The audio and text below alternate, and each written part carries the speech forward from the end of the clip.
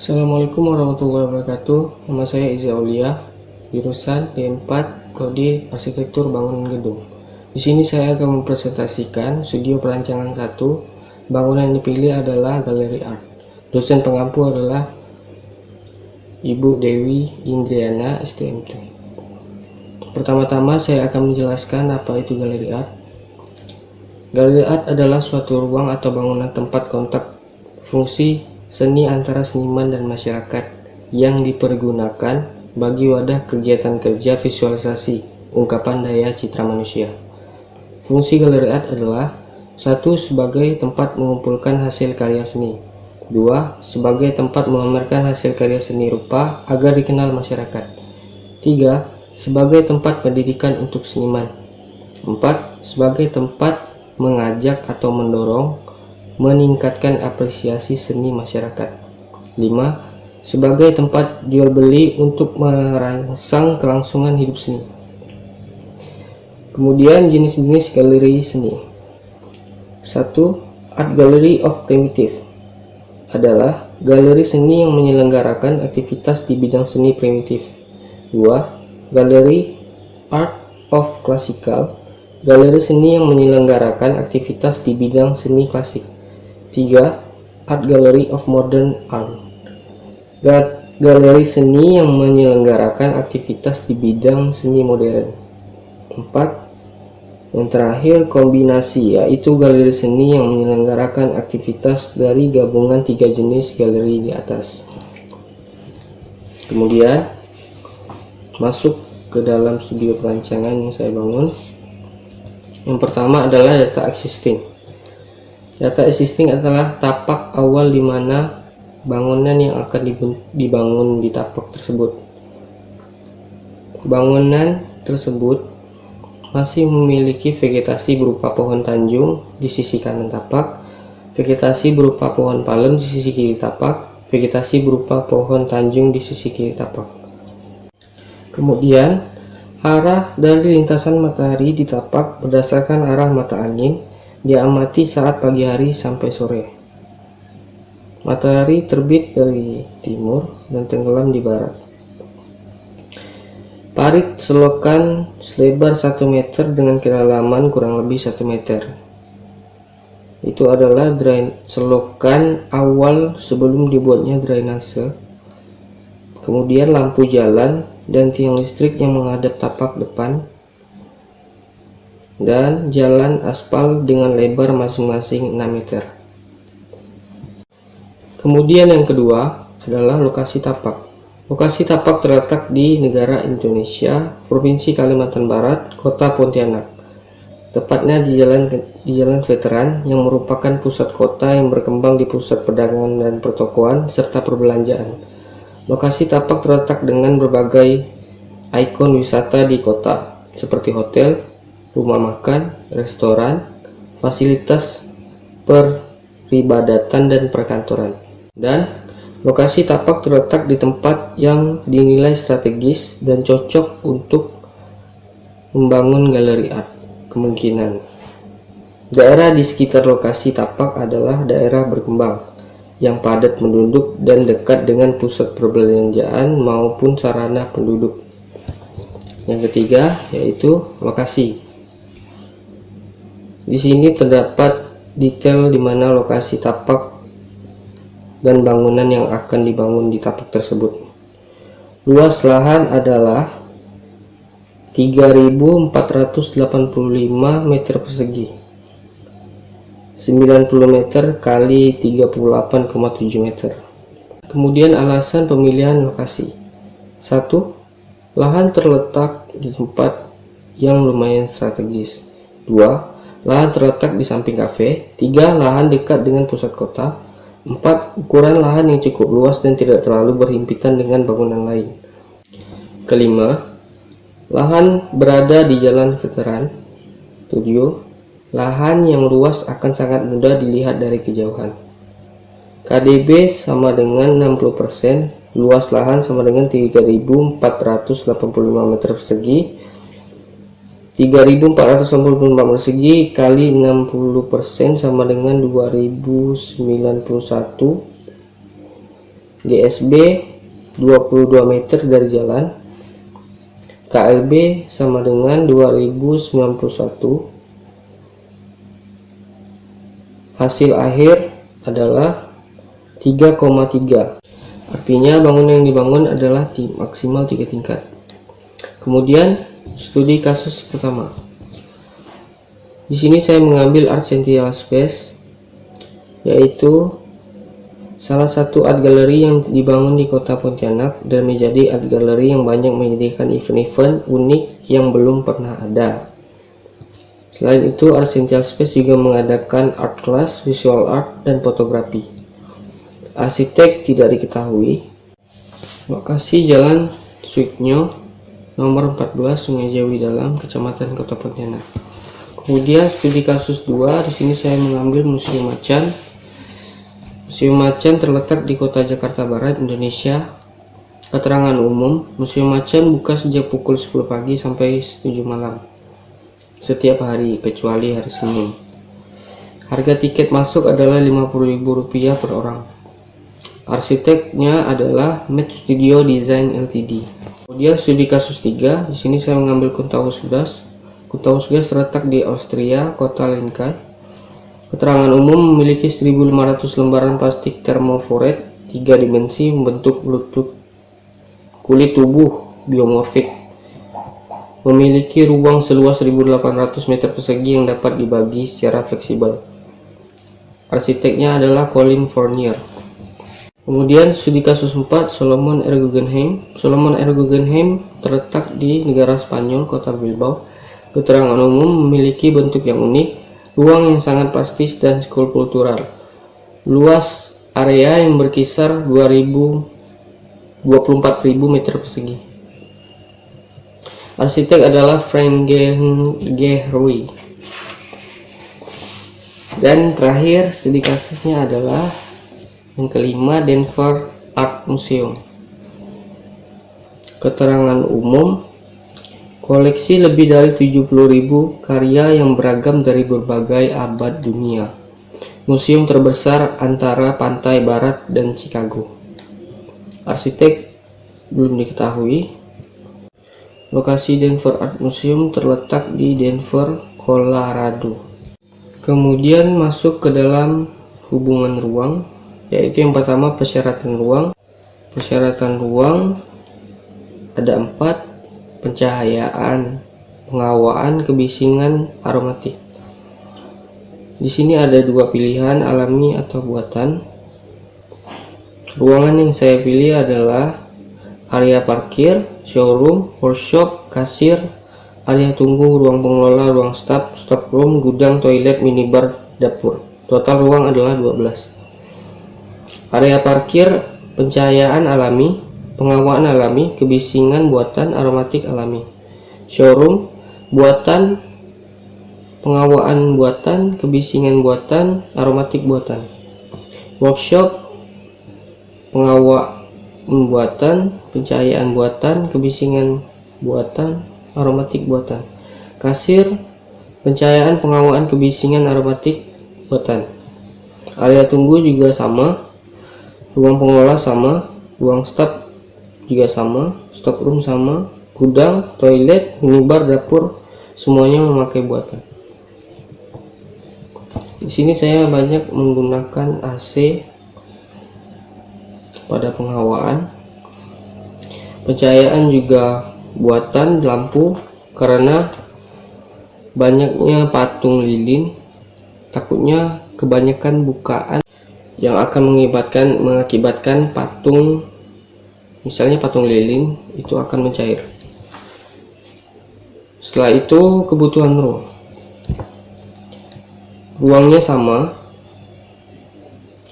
Di sini kebutuhan ruang menjelaskan karakteristik pelaku, pola aktivitas kebutuhan ruang. Pertama, pengelola.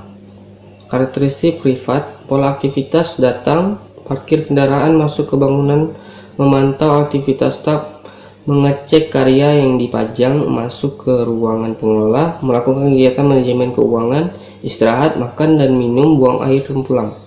Kebutuhan ruang, area parkir, ruang pengelola, ruang staf, koridor, toilet, gudang workshop.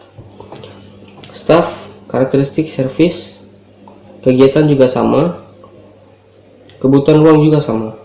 Cleaning service, karakteristik adalah service, kegiatan pola aktivitasnya sama, kebutuhan ruang juga sama.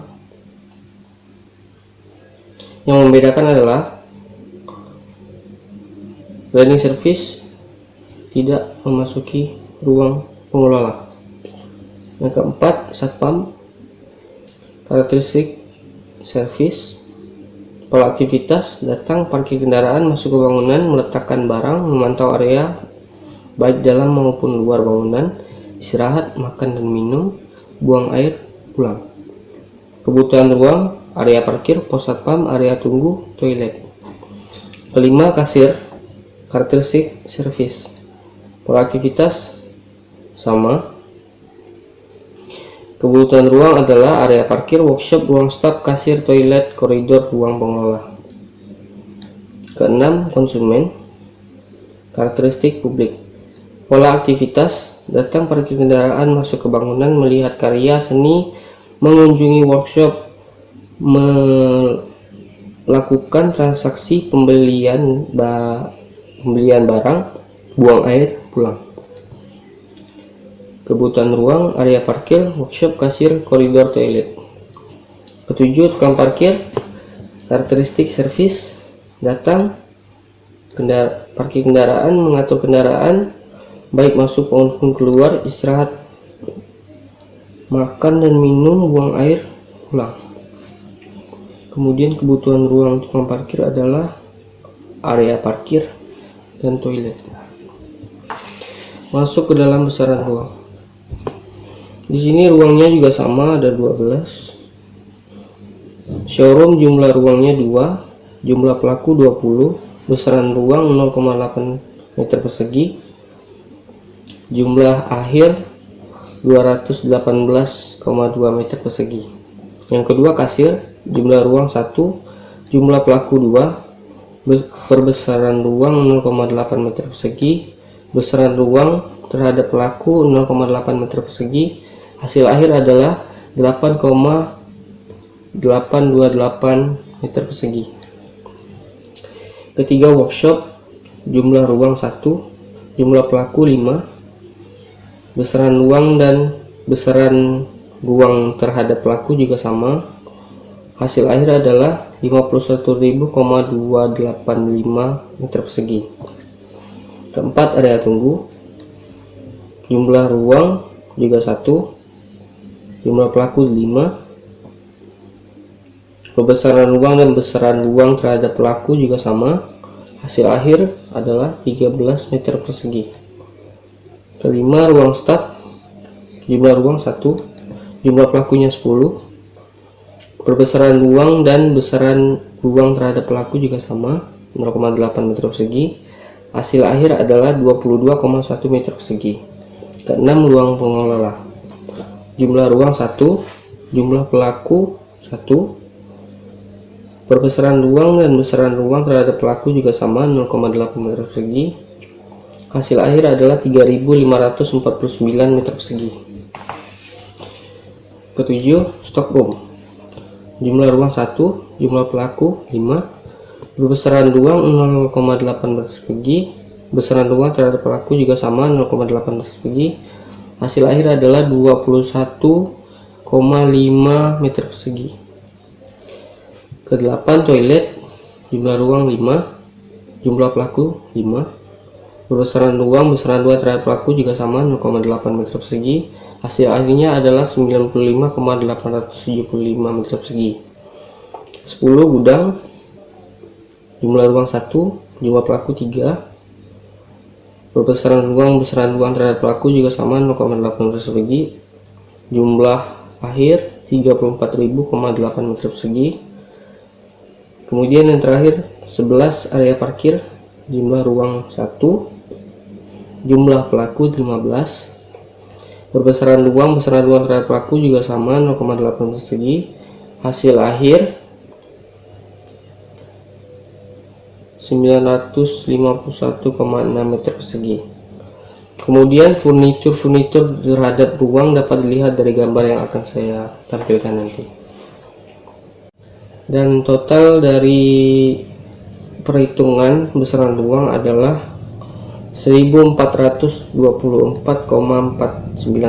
meter persegi. Jadi kalau ditotalkan adalah 1500 meter persegi. Kemudian masuk ke dalam organisasi ruang. Organisasi ruang dapat dilihat dari gambar yang saya tampilkan. Keterangan: warna biru publik, merah privat, kuning servis, hijau sirkulasi. Arah panah adalah keluar masuk.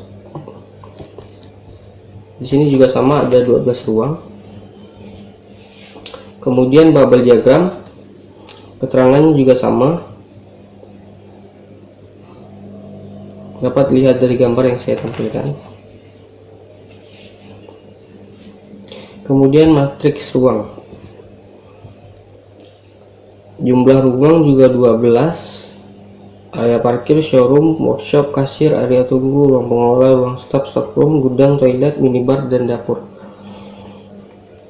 Matriks ruang dapat dilihat dari keterangan ini: warna hitam hubungan langsung, hitam putih hubungan tak langsung, merah privat, putih tidak berhubungan, orange semi privat, biru publik, biru muda, semi publik, kuning servis. Detailnya dapat dilihat dari gambar yang saya tampilkan. Kemudian masuk ke dalam hubungan ruang, yaitu zoning mikro, di mana dapat dilihat dari gambar yang saya tampilkan. Keterangan ruang juga sama, terdapat 12 ruang, 2 toilet, wanita pria, workshop, stockroom, gudang, ruang pengelola, ruang staff, minibar, dapur, area tunggu, kasir, showroom, koridor, area parkir. Kemudian zoning makro juga sama, dapat dilihat dari gambar yang saya tampilkan. Keterangan juga sama, biru publik, merah privat, kuning servis, hijau sirkulasi. Kemudian masuk ke dalam plotting. Di sini terdapat tapak yang masih ada vegetasi yang telah saya tambahkan dan nomor ruang-ruang tersebut. Keterangan: merah publik, merah privat, biru publik, kuning servis, hijau sirkulasi. Ruangnya juga sama, ada 12. Kemudian kita masuk ke dalam analisis tapak. Di sini saya menjelaskan ada 7 analisis tapak yang saya analisis. Yang pertama adalah view. Data adalah tapak dapat dilihat dan dapat melihat dari 4 arah, yaitu ke arah depan, kanan, kiri, dan belakang. Namun arah kanan dan kiri belakang tidak terlalu jelas terlihat karena terhalang sawah, kafe, dan warung jalanan. Kedua, arah view menghadap ke arah jalan bagian depan tapak dan menghadap sawah bagian belakang. Bagian kanan menghadap kafe dan jalan kiri menghadap warung jalan. Keterangan dapat dilihat dari gambar yang saya tampilkan. Analisis view keluar. Bagian depan tapak menghadap langsung ke jalan dan bangunan. Sisi sebelah kiri menghadap ke arah kafe dan masih bisa melihat bangunan tinggi di arah tersebut, yang menjadikan arah kiri lumayan terlihat dan masih lumayan untuk melihat dari dalam. Sisi sebelah kanan menghadap bangunan lain dan ada warung jalan. Sisi belakang tapak menghadap area persawahan yang luas dan perumahan-perumahan tanpa pemandangan yang menarik. Kedua, view ke dalam. Bagian depan tapak karena lebih sering terlihat, maka harus bisa menunjukkan citra bangunan yang ingin ditampilkan. Bagian kiri bisa terlihat kalau melalui jalan dan hampir dekat. Bagian kanan bangunan kurang terlihat karena adanya bangunan lain. Bagian belakang tapak tidak terlihat, namun dapat terlihat dari jarak jauh oleh orang dari perumahan yang tinggal. Respon 1. Pada bagian depan bangunan nantinya harus memiliki fasad yang menarik. 2. Penambahan vegetasi berupa pepohonan dan perlu di sekitar tapak. 3. Bagian belakang tapak karena tidak terlihat, maka dapat difungsikan sebagai area servis atau area loading. Kedua, kebisingan. Data. 1. Lokasi tapak lumayan dekat dengan jalan raya sehingga tingkat kebisingannya tinggi. Selain itu, di sisi kiri tapak terdapat area kafe yang sering menimbulkan kebisingan pada malam hari dikarenakan adanya live akustik di kafe tersebut. 2. Bagian belakang tidak ada kebisingan yang dapat mempengaruhi bangunan, tetapi di sisi kiri bangunan dengan adanya gang kecil dan warung jalanan akan mengalami tingkat kebisingan yang sedang tetapi tidak amat mengganggu. Analisis. 1. Kebisingan utama berasal dari jalan raya dan kafe di depan dan kiri tapak. Hal ini memberikan dampak kurang baik di mana ada beberapa ruang di sebuah galeri yang membutuhkan ketenangan. 2. Bagian belakang. Bagian belakang tapak berhadapan dengan area persawahan sehingga memiliki tingkat kebisingan yang rendah. 3. Bagian kanan tapak memiliki kebisingan yang sedang sehingga tidak terlalu mempengaruhi bangunan. Respon. Menanam vegetasi di sekeliling tapak, terutama di area dengan tingkat kebisingan tinggi. Vegetasi tersebut berfungsi untuk meredam kebisingan. 2. Mendirikan bangunan agak jauh dari sumber kebisingan, setidaknya sekitar 20-25 meter dari sumber kebisingan. 3. Menempatkan area publik yang tidak terlalu memerlukan ketenangan daerah yang lebih bising dan area yang memerlukan ketenangan jauh dari sumber kebisingan. 4. Penggunaan material pada bangunan yang memiliki daya akustik baik. Lanjut, aksesibilitas. Data. 1. Tapak terletak agak tepi dari jalan utama dan dapat diakses di bagian depan. 2. Tapak agak sulit untuk diakses dari samping kanan dan samping kiri karena terdapat kafe dan warung jalan. 3. Tapak dapat diakses dengan mudah pada jalur depan karena langsung berhadapan dengan jalan utama. Analisis. 1. Aksesibilitas tapak pada bagian depan tergolong tinggi. 2. Aksesibilitas tapak pada sisi kiri, kanan, dan belakang tergolong rendah. Sebagian besar area kanan dan kiri ada kafe dan warung jalanan.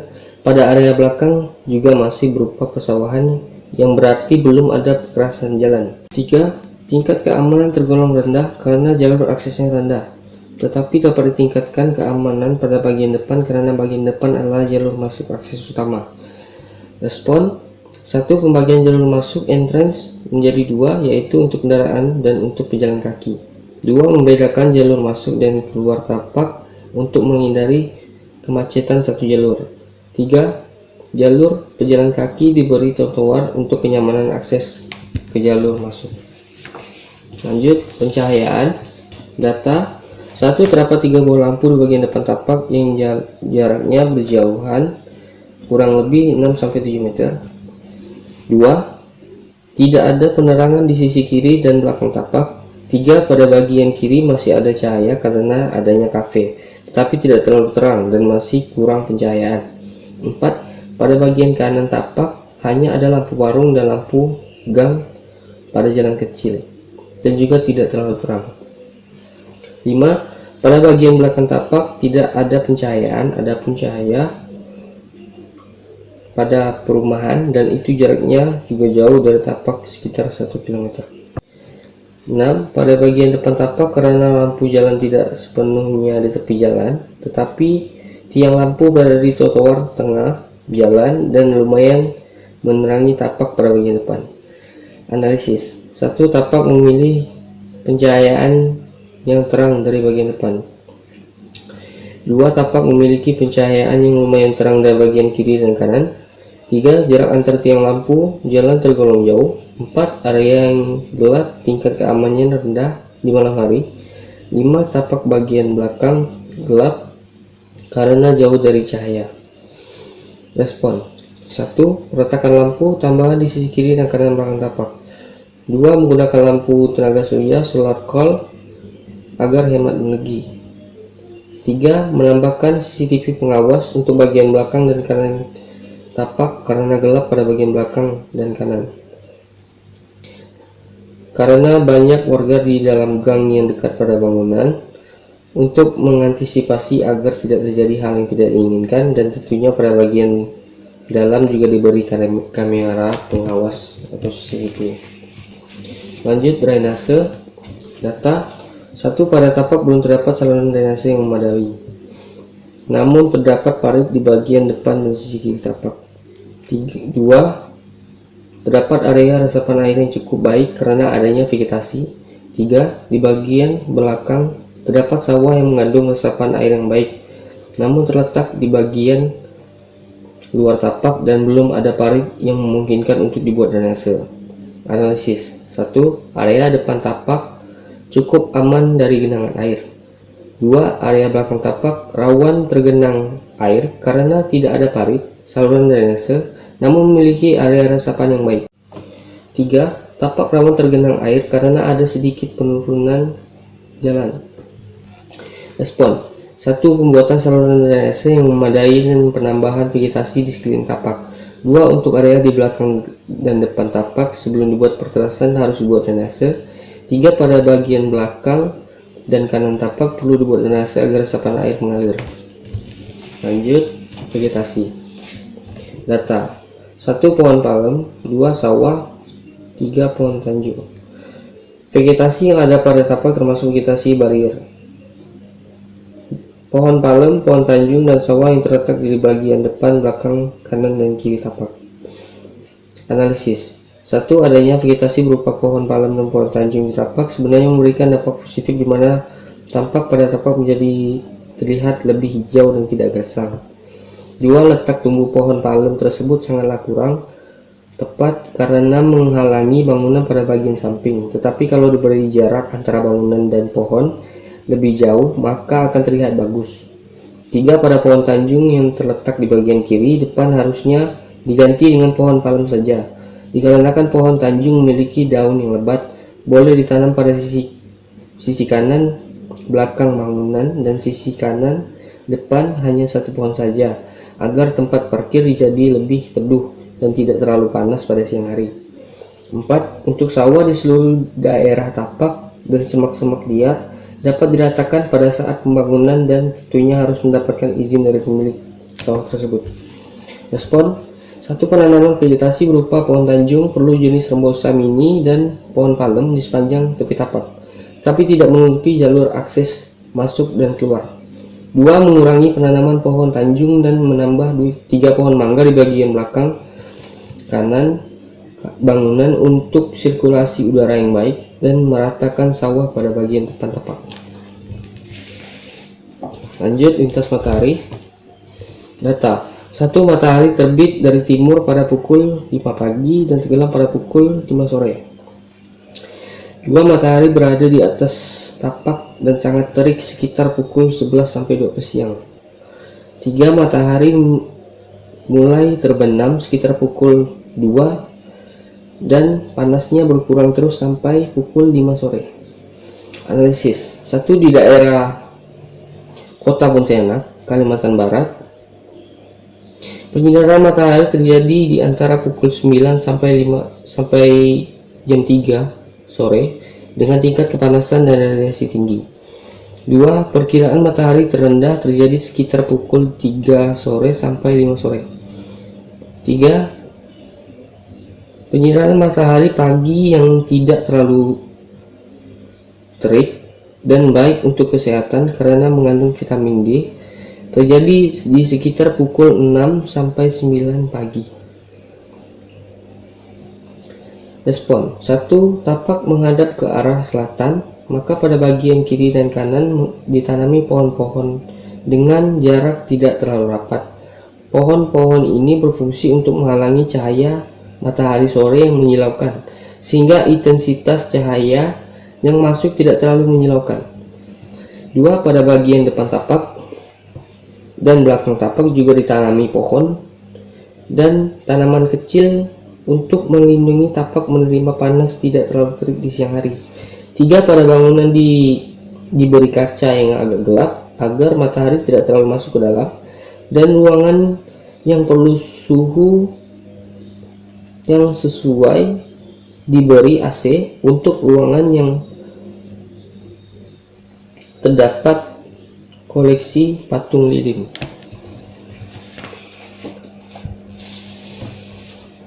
Terakhir dari analisis tapak adalah kesimpulan. Kesimpulan dapat saya lihatkan pada gambar tersebut, di mana respon-respon dari analisis tapak ada di kesimpulan. Berbagai macam respon seperti vegetasi, drainase, lintas matahari, pencahayaan, aksesibilitas, kebisingan, view sudah saya bacakan, dan inilah adalah hasil gambar dari kesimpulan tapak yang saya buat. Kemudian kita masuk ke dalam konsep transformasi bentuk. Dapat dilihat dari gambar ini, organisasi ruangnya seperti ini. Ruangnya ada 12, toilet 2, satu lagi teras. Konsep yang saya pakai dalam membangun bangunan art gallery ini adalah konsep metafora, di mana konsep ini adalah konsep yang abstrak dibanding nyata. Jadi saya memilih bentuk gelas dan saya transformasi bentuknya menjadi kotak ini, karena awalnya sangat susah untuk diberi ruangan karena bentuknya miring. Jadi saya melakukan transformasi bentuk, pengurangan bentuk, dan penambahan bentuk. Jadilah bentuk seperti ini. Kemudian lanjut konsep karakteristik bentuk. Konsep bentuk bangunan art gallery. 1. Penggunaan warna-warna yang tidak terlalu mencolok. Struktur atap sederhana. Galeri art merupakan konsep minimalis penggunaan batu alam. 1. Untuk bangunan. Bentuk bangunan adalah gelas. Konsep bentuk yang digunakan adalah metafora, yaitu konsep bentuk yang bersifat abstrak ketimbang nyata. 2. Warna cat pada bangunan abu-abu pada atap dan kusen pintu jendela. Warna putih pada dinding. 3. Model jendela minimalis, model pintu minimalis. 4. Desain teras. Pada tiang teras, saya merencanakan untuk memberi batu marmer atau batu alam pada tiang teras tersebut, agar memberikan kesan yang kokoh pada fasad depan. 2. Memberikan kesan mewah. 3. Pada dinding bagian depan juga diberi batu alam. 5. Fasad. Ornamen yang digunakan adalah motif ukiran cacing bagiol. Cacing bagiol merupakan motif yang terinspirasi dari cacing yang menggambarkan karakter manusia Dayak secara khusus. Warna tersebut adalah warna hitam dan kuning.